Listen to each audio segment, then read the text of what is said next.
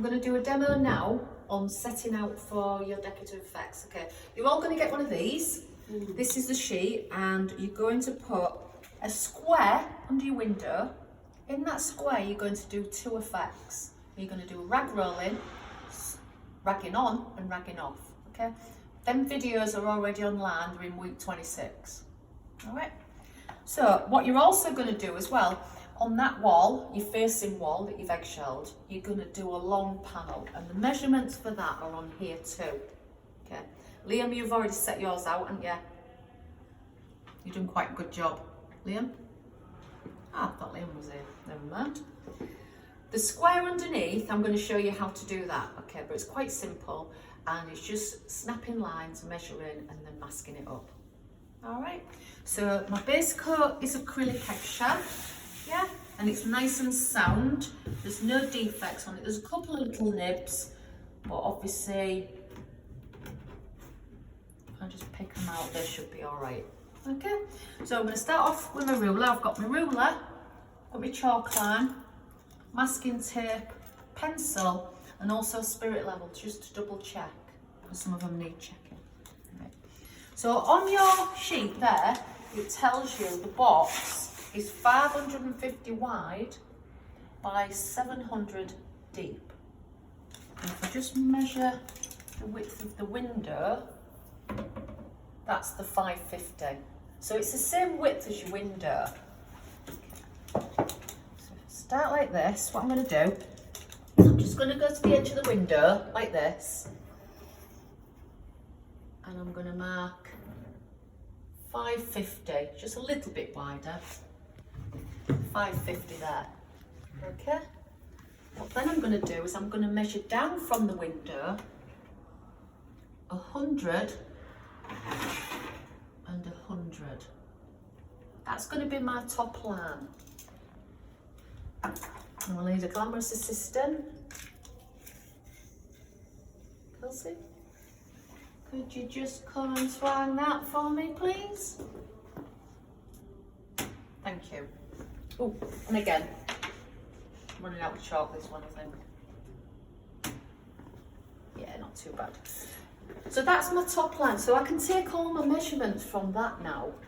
So I've got me top line 100 down. Now what I can do is I can measure my measurement down. And what was my measurement down, can you remember? 700. Okay. So if I go 700 now from this line downwards, so make sure these are accurate as well. So you're just doing your bottom line now. So 700 from this side, 700 from that side, and now I'm gonna, I think maybe need a bit more. Glamorous assistant, please. And just do the bottom line. Thank you. So I've got my two lines now. So I've got the top of my box and the bottom of my box. Okay. Now I know that I want to be 550 wide.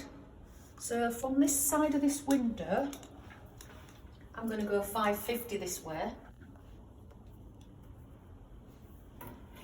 So from there, I'm going to go 550, which I have. Yeah. What I'm going to do now is I'm going to measure what's left there. That's going to tell me where to put that mark, isn't it? Yeah, because there's no point me thinking, oh, that's about right. I need a measurement to go from. So pick up your ruler, you've put your mark for your 550, and that is, on mine, it's 215. That's going to be the top of this one. So what do I do now? Down the middle. Down the middle. Measure the other side. Measure the other side. What about this side? It's not Do the right. bottom. What about do the bottom? Yeah, who said that? Yeah. So what measurement am I going to do? 215. 215 from this side. Yeah, perfect. 215 there.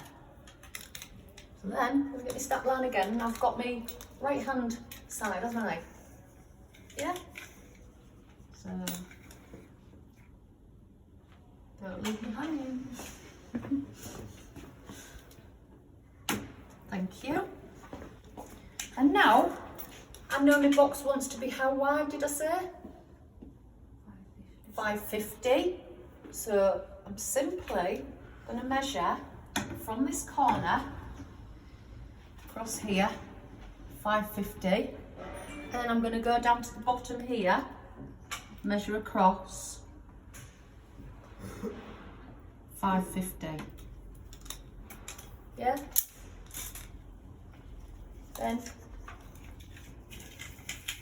again, we're going to go like that. Now stay here, Charles, one more, because we're going to split it into two. So go from corner to corner,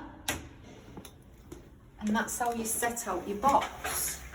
See? So that's quite simply set out. Now if you stand back and you think, you know, it doesn't look straight, you've maybe got one of your measurements wrong.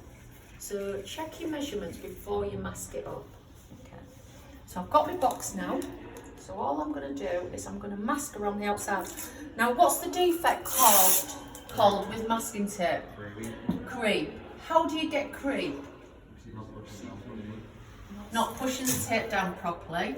Yeah, any other reasons you'd get creep? Yeah, what type of paint could seep underneath? Water-based. What would you have done for it to seep underneath? I did too much.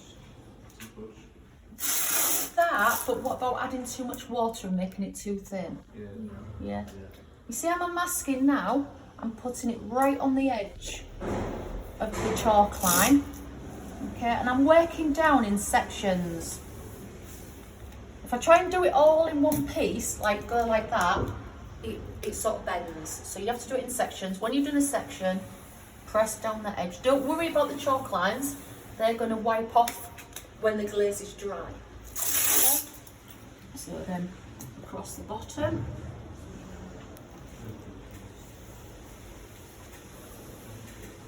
Like that. Down this side. So these chalk lines are just a guide and they'll rub off. If you've got any pencil marks, they can be rubbed off with a rubber when you've finished. Okay, so pressing down all your edges. I don't want to see any creases in your masking tape or any lifted edges because you'll get creep. Now this one down the centre, we can do it in two ways. We could mask this side, do that one, but glaze, does it dry quick or slow? Dries slow, okay? So we wouldn't be able to do that in one day, would we? So what we're going to do is, we're just going to put the masking tape so it's right down the centre. You can see the chalk line behind it, can't you? So I'm going right the way down the centre like that. Obviously if you wanted the effect and you wanted to do this at home, you'd spend a bit more time and you'd do it over 2 days. Because we've obviously want to get this done in a day, when we get the glaze out we want to do all the effects, we're not going to spend time waiting for it to dry. Okay, so one of the effects I'm going to do is called ragging on, the other one is ragging off, okay, and the one on this is called dragging. Okay, what's the main ingredient of scumble? Glaze. Thank you. What's the other ingredient of scumble? Pigment. So if you make a scumble, it's a mixture of glaze and pigment. Loads of glaze, a little bit of pigment. Okay, that's the ingredients. Okay. When I've finished with any tools in this, how would I clean them?